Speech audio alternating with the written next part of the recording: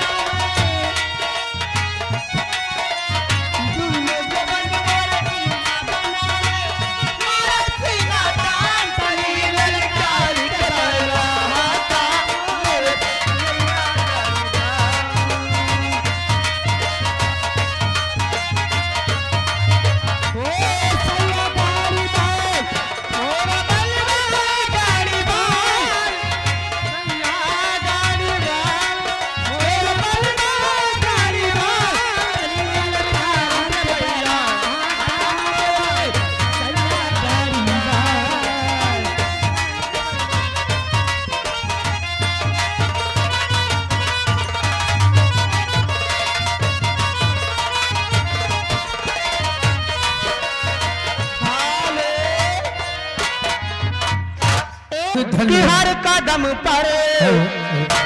कोई कातिल है कहाँ जाए कोई हर कदम पर कोई कातिल है कहाँ जाए कोई जिंदा रहेगा जिंदा रहेगा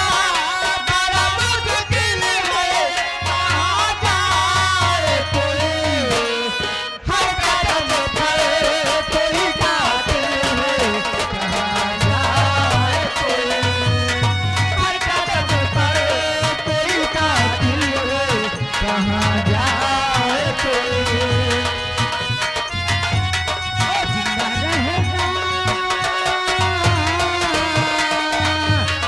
जिंदा रहेगा बड़ा मुश्किल है कहाँ जाए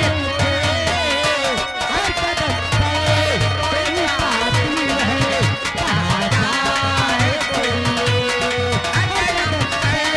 कोई कातिल है कहाँ जाए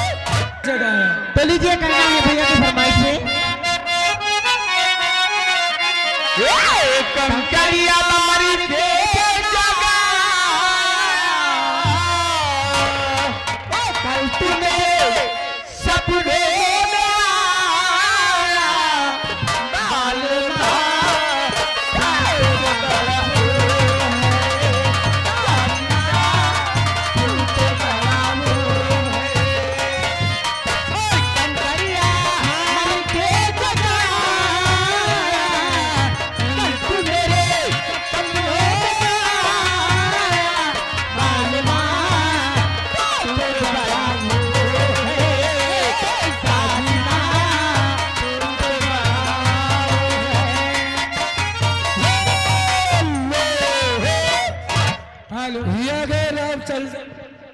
रामचंद्र पासी जी रामपुर टूरी से आए हुए हैं। क्या कह रहे हैं? आप सभी बहनों के लिए हाँ 21 रुपए के नाम हेलो सारा बदल है गोरा गोरा।